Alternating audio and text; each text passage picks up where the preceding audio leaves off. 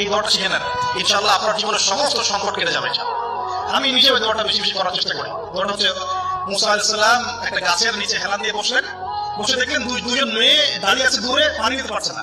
লোকজন পানি নিয়ে যাচ্ছে, ওরা দাঁড়িয়ে আছে বেচারি। মুসা আলাইহিস সালাম গিয়ে বললেন, কি সমস্যা আপনাদের? এটা নিয়ে আপনারা আবার মেয়েদের সাথে কথা বলার চেষ্টা করেন। তারা বললেন যে আমাদের বাবা অনেক বৃদ্ধ মানুষ, আমরা পানি দিতে পারি না যতক্ষণ না আমাদের কম পানি চলে যায়। মুসা আলাইহিস সালাম বললাম না, ফিজিক্যালি পরিশ্রম ছিলেন, থাকে না বডি বিল্ডার সামনে গিয়ে কথা বলে সব পানি দিতে দাও, তোমার মানুষকে মূল্যায়ন করে না। তো মুসা আলাইহিস সালাম এভাবে পানি নিয়ে দিলেন এবং বাচ্চাদেরকে পানি পান করালেন, করিয়ে গাছের নিচে এসে বসে আছেন। বসে বসে তিনি দোয়া করছেন, এই যে দোয়াটা তিনি দোয়া করছেন, রব্বি, একটা নেক কাজ করলেন, নেক কাজ করলেন না, মানুষের উপকার করলেন, নেক কাজ করেছে, গাছের নিচে বসে দোয়া করছে, আল্লাহ এখানে তো আমার খাবার পানি বাসস্থান কিছুই নাই, আমি কি করবো?